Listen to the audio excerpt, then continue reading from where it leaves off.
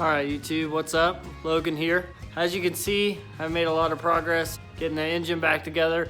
I've filmed the last few days trying to make videos, but I've just been really focusing on getting stuff done and not really doing a good job of filming.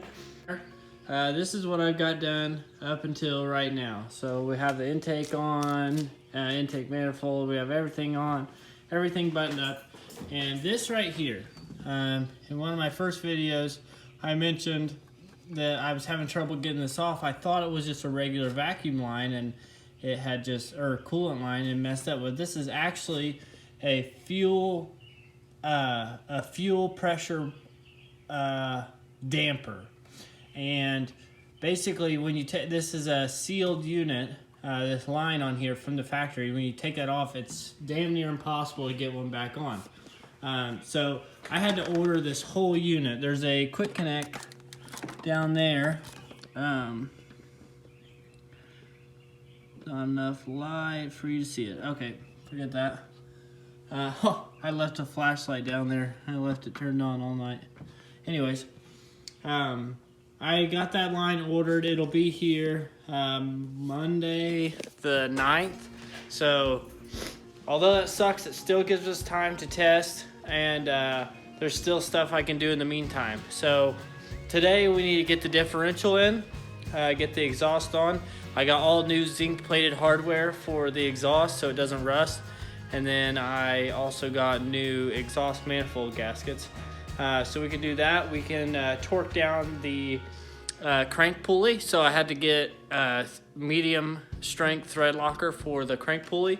I only had the high strength, so we'll get that on. And then I ordered a new thermostat housing that will be in tomorrow. We can put oil in the engine. We can put oil in the diff. So even though we're waiting on that fuel damper and the line, there's still a lot of stuff we can do, and it's not gonna hold us back too much. I also have a mod that I'm gonna do for a handbrake. So typically with drifting, you use a hydro dual caliper setup or an inline caliper setup, but the cream of the crop is a hydro setup. And it's simply, you have an extra set of brake calipers on just the rear. They go up to a e-brake style handbrake, and you pull that to lock the rear to initiate drift.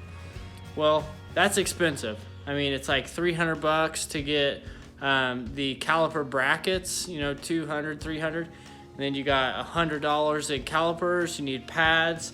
You need the lines, the master cylinder, the handbrake itself. It's not cheap. And although I do plan on doing that in the future, for now, we have a really cheap, really easy way to achieve similar results, and I'll show you guys how to do that. But basically, I'm gonna get right to work putting the diff in. Not gonna film any of it because you can't see crap under the car. It's so hard to get a good angle. So I'm gonna get to work. All right, guys, we made some awesome progress. I'm about to set the Z down, but before I do, I wanna show you what we did under there. I'm to show you guys real quick how I got that diff in there. So this is a motorcycle jack, and obviously a cinder block. And I just put the diff on there, took the sway bar off, and laying on my side, hooked my foot on it like this, and jacked it up while I was laying under there and guided it into position. You gotta do what you gotta do when you're working by yourself, but man, it worked awesome. I already set one side down, but as you can see, we got the diff in, and I want to replace these bushings right here. There's one up here and two right up here. I want to replace those with solid bushings because I could flex this one just by moving the diff around, and that's no good. But you can see that nice shiny hardware right there. That's all zinc hardware, so it won't rust, because this is a common thing. You gotta pull the exhaust off to do anything. Topping off the gear oil for the diff was a freaking chore. First of all, I snapped one of my Allen head sockets because the fill hole, so you got a drain hole right here and a fill hole right here, and basically you just fill it up until it starts coming out. and I snapped one because it was so tight. And then I didn't have another 10 metric Allen head socket, so I actually, or Allen head at all, so I actually use a Torx, I think a Torx 60 or Torx 50, and it got it loose. Surprisingly, I didn't break anything and didn't strip it out, but that's all filled up, and exhaust is all on, everything's tightened, everything's hung. This exhaust is sick. The TIG welds on it are beautiful. Let me zoom, focus that. Yeah, look at those. That's some good looking welds. My buddy Baker would appreciate that, especially after he repaired the last exhaust, or the exhaust is on my last Z. We have an open fuel line down there. When I set the car down, it starts running out. But see this right here? That's a broken, here, let me get the other. Now I believe, you know, your boy's broke and he buys all these cheap tools, but I believe that Harbor Freight will replace this. So this big one here broke, and then we actually ended up using this guy right here. So it was a Torx 50, Torx 55, yeah, and it didn't really even do much damage. I was really surprised. I figured it was kind of a last ditch effort. I didn't have, and these only go up to 8, and I needed a 10, so it worked though, surprisingly. I'm just doing some picking up right now. If you're doing this at home, which this is far from a tutorial, so I doubt that you are, but if in any case, do not buy these cheap gasket kits. I think this was $60. I didn't use the head gasket out of it.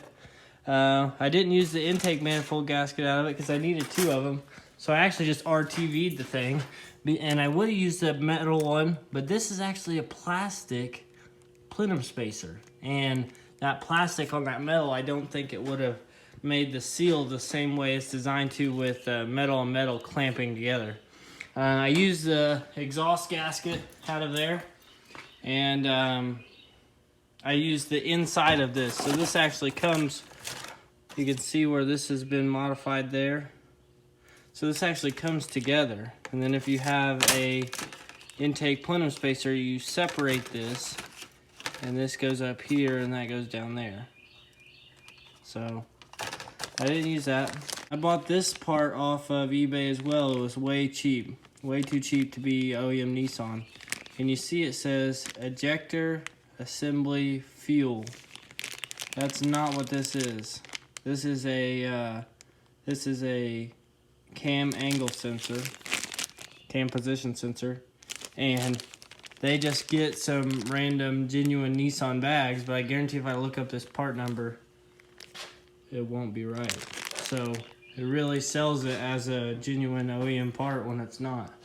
But I think, man, I didn't replace this one. I wish I would have. Anyways, I think I might have. I think this might, no, that's the new one. Anyways, lots of progress. Man, we are so close to starting this thing. But we have to get that fuel damper.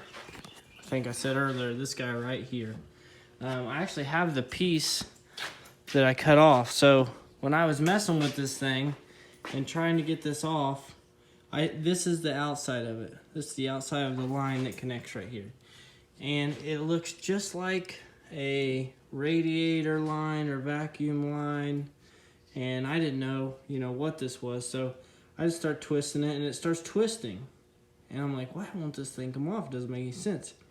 And you can see where I marred it up real good. Well, I was like, well, I'm gonna have to cut it anyways and get this piece off. So I cut it, and then this is on the inside.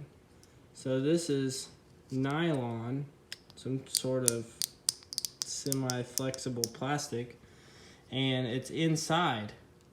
And I actually had to cut this lengthwise to get it off of this. It wouldn't come off at all.